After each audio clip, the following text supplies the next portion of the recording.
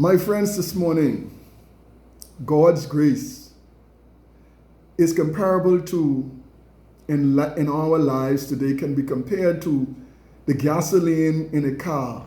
The car has an engine. It has spark plugs. It has everything that is necessary for it to move, but it needs something to keep it going. And one of the most important things to keep a car going is the gasoline. And God's grace is like that gasoline that as we take it in, as we depend upon it, it gives us the spark. It causes the ignition to become a flame, that we may be able to continue to press on no matter what. God, in His holy word, in Romans chapter 5, verse 20, He says that the law was brought in so that trespasses might increase. Because where trespasses or sin increase, grace increase all the more.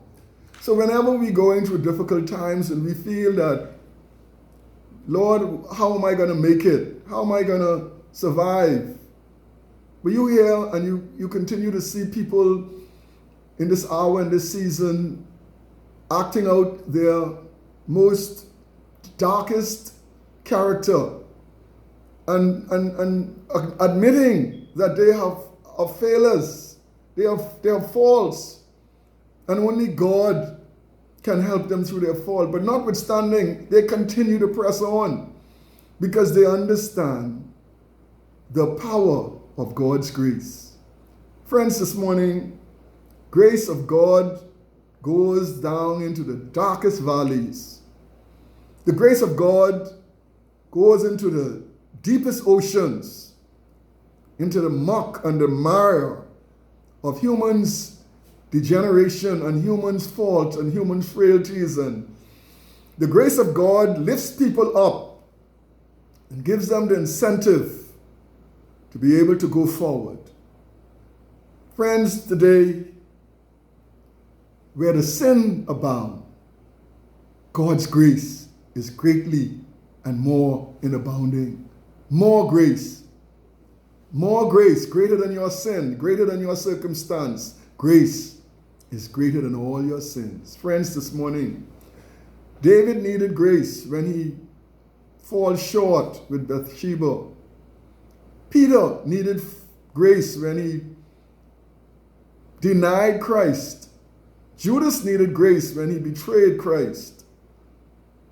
And all of the saints, the past, and even those present, we all need God's unmerited favor, the grace of God. So we come before this throne of grace, the throne of grace. It's called the throne of grace, where there is ample supply of God's forgiveness, ample supply of God's love, ample supply of God's favor to help us through our trying times. If there was ever a time that we're going to have to call and depend on the grace of God, it will be this time, 2020, the year of victory. The grace of God, friends, will cause us to have this victory. Paul said, to the Lord I cried out 3 times that this thorn that he presented to me might depart from me. And all God said to him was, Paul, my grace is sufficient for you. For my strength is made perfect in weakness. Let God work. Don't try to do it on yourself. Time will heal all wounds. Just let God work it out. Don't push against the prick. Don't kick against the prick. Let God's will be done in your life. And every other will, my friends, be done away with.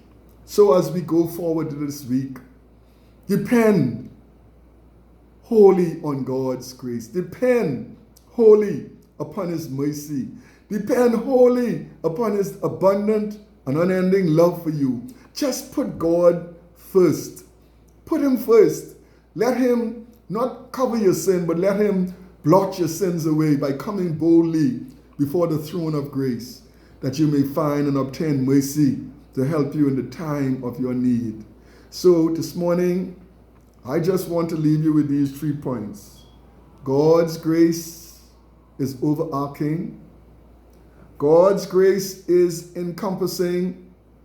And God's grace is unending. Do not give up on God. Do not give up just because you're going through a difficult time, for heaven's sake.